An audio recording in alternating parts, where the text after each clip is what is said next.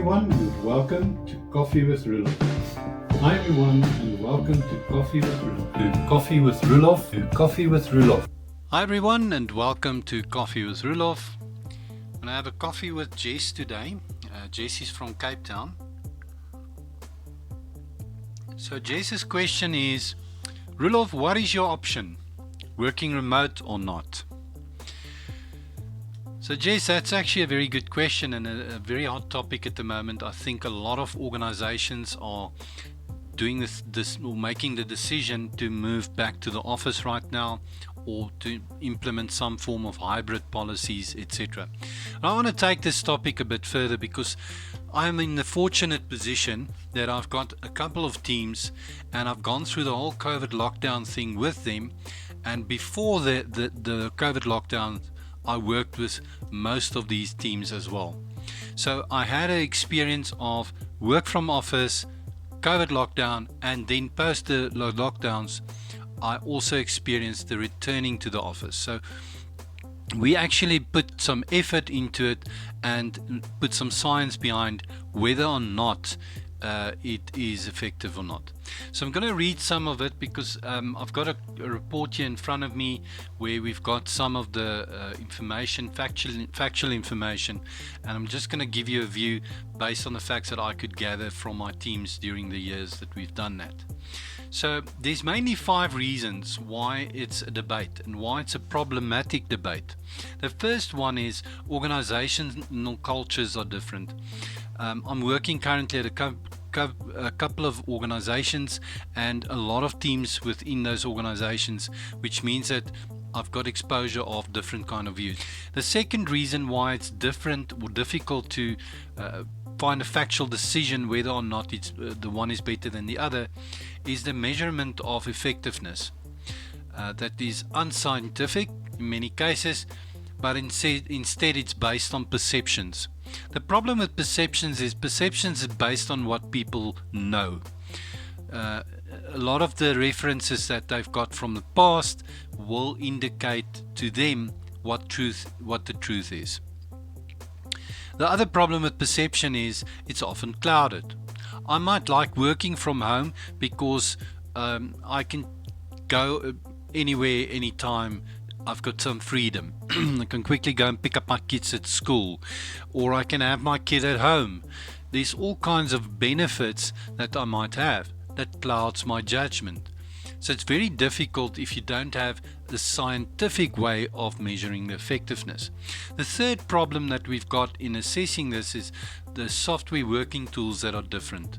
In some organizations, in the ones I am working with, waterfall type of methodology where Microsoft Projects is the main tool for tracking progress, and the other ones are using Jira or Monday.com or ClickUp. There's all these different tools that they're using to measure progress. So it's different, which again makes it difficult to compare the information. The fourth reason it's difficult is methodologies, maturity in those methodologies, as well as the seniority of team members. The bank that I'm working in, very senior people, very effective with remote working because almost everybody in that team is senior. The IT companies that I work with has a lot of new people, youngsters, people that just got into the market that's still learning, and it makes it very difficult when you're working remotely. So once again, how do you measure it in a general state? There's circumstances that impacts that. The organization's leadership experience. I find that in some cases where you've got leadership that's very dependent on, they want to be involved, they want to control and manage, and they don't have that in a remote environment. They can't see the people and they don't really trust them to do their work. They're really battling with this concept, and they will give you information. They will say, oh, but we're much more effective working from office based on what they're experiencing as leadership. Then you get people that's very strong in their leadership, that's very much orientated towards servant leadership, that would tell you straightforward, the moment we started working from home, our teams became much more effective. Much more effective.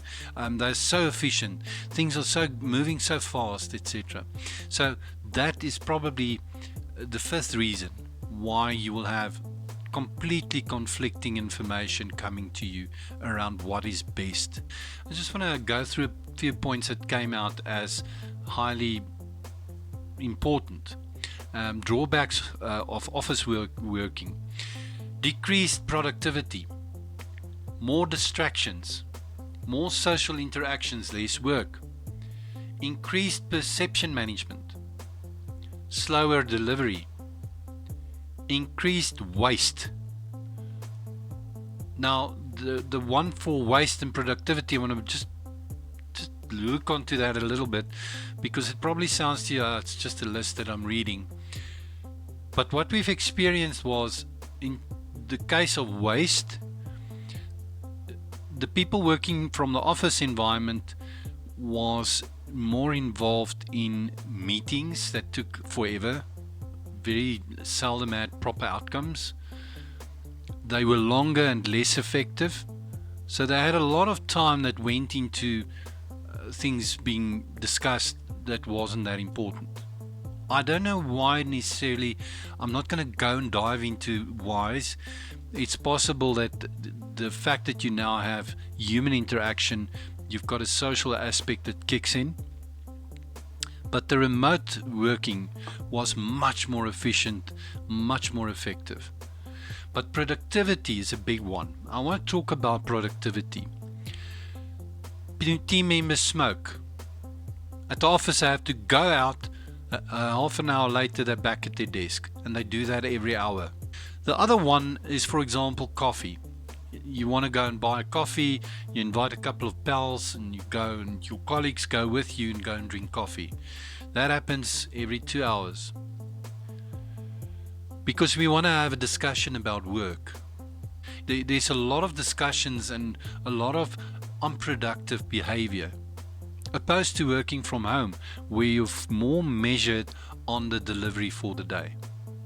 My teams, definitely, they have commitments on a daily basis, and those commitments are the ones that they are held accountable for. The benefits of remote working: increased focus on tracking delivery and less on physical attendance. Increased productivity with more focused discussions and meetings and more time spent on work. Issue resolution is much faster and effective. Engagements are faster and more effective. Less management is needed and more leadership. Improved collaboration. Higher employee satisfaction and freedom. Improved organizational processes. And increased transparency. So I want to talk about the improved collaboration item, because that's often mentioned as a benefit for working from the office, which we found is not true. The reason it's not true is, compared to one another, if you look at the way you can collaborate online. Let's take and use Microsoft Teams as an example. Now, my team members do not have Teams necessarily on their mobile device. Okay, keep that in mind. If you're at the office and someone is away from their desk, Teams will show away. But you need that person now, because you were busy doing coding right now. You need them now. You need to go and run and go and find them. The bigger your office space, the more challenging. Otherwise, you need to park the work you were busy with and try something else. The work from home setup was much more efficient because you could see the person is online. Why is the person offline at the office? Because they're attending meetings physically. Because they're going to have coffee. They're going for a smoke. They have social interactions. So don't even look at it from a debating perspective. Look at it from a logical perspective. What is the normal behavior at your office? Now, if that is not your behavior at your office and your culture is different, then it's probably different. But from my experience in the research we've done, that was definitely a fact. The next one I want to talk about is engagements are faster and more effective, and that's something that I've picked up. I don't know about you, but when I phone someone, I'm all business. I want to get the call finished and done with. It's not like, oh, let's talk about the weather first, and let's talk about the game the weekend with our teams and stuff. It's less social. It's down to business, get the call over and done with. And that's something that we picked up a lot with when we did the research, where our engagements was a lot more faster. But it wasn't just faster, it was more effective, because you're literally in a call. Dude, how do I solve this problem? Oh, I'm not sure. I've had a look at it before, but this other guy might help, and you dial a third person in. You're not walking to people, you're not running to people, and that came to the fore quite vibrantly. It's very effective when you're working in an online environment. So does this all mean that remote work is better? What we've done in our research, what we found was each organization should have their own way of working. You should find a way to measure your effectiveness. And the point of measure are vital to make informed decision on whether you should work from the office or from home, or perhaps whether or not a hybrid situation is needed. The learning experience building are different, and the team's agreement is vital. So what I mean with that is, when you need to learn from each other, in the office, in person, is probably much more effective. When you need to do it from an online perspective, you have to have some kind of team agreement in place. Now, a squad agreement or a team agreement to me is a no-brainer. It's one of the first things I put in place when I establish a team. We need to agree with one another how we will work. But in the case of remote or office, it's very important to have, for a remote setup, a very specific team agreement on how we do remote work. For example, cameras always on. Not, oh, my hair is not done today, and I've got a pimple, I'm not going. No, everybody get pimples. Everybody's hair sometimes stand up straight. That's not a defense for not being on video. Even you can have an agreement around eating. Guys, I've just got my little pie here. I'm going to have a bit of a bite while we have the meeting. So if you don't mind, if my video goes off, it's because I'm taking a bite. Please ignore my chewing. Or the team might say, no, we don't do that. You've got your lunchtime, go and eat at lunchtime. Personally, I like that freedom. I like it creates a very good culture in the team that's much more effective. But you have to agree with one another as a team. And those team agreements are very vital for the remote working to be better, or a better experience for remote working. The benefit of personal relationships should never be underestimated. And that's very important, because the personal relationships is difficult to build in an online environment. It's a lot easier to do it physically. So you might want to consider 1 day a week, meeting each other physically, required to come into the office on a specific day. Yeah, just throwing it out there. All people are different and should at the very least have a choice if remote work is allowed. Now, that's a very important point.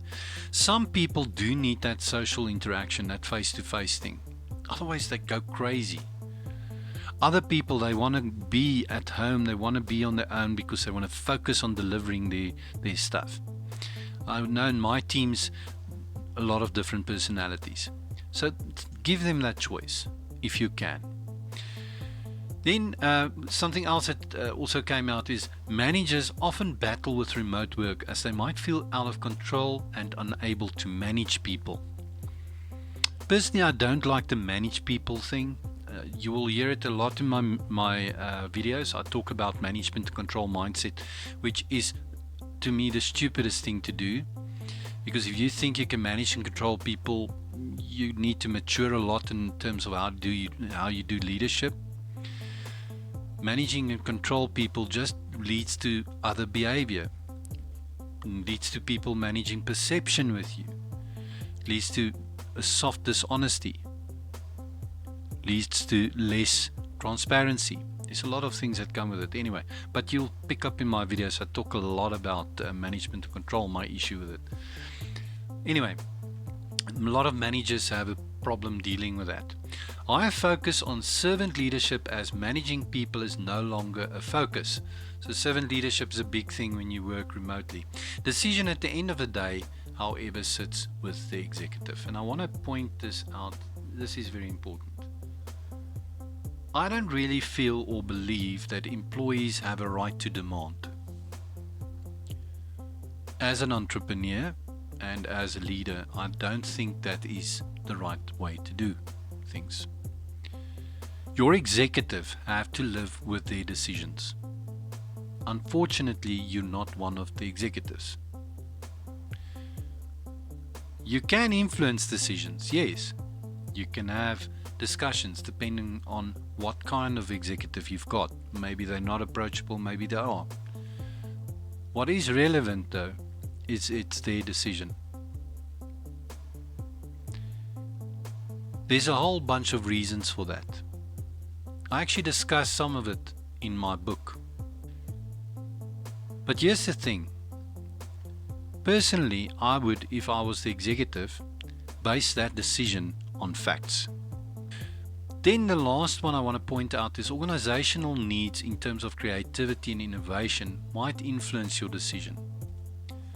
One of the things that I think is important is in terms of creativity, in-person sessions at the office might be a lot easier, but there's also ways to effectively manage it remotely. So it's debatable to a degree. Personally, I do believe that personal attendance definitely trump the remote working one. But remember, when you work remotely, you can do presentations and watch videos and do interactive things to get those creative juices flowing better. Then a very important point, and I always leave it for last, and that is about rewarding. I often find that organizations reward the wrong people.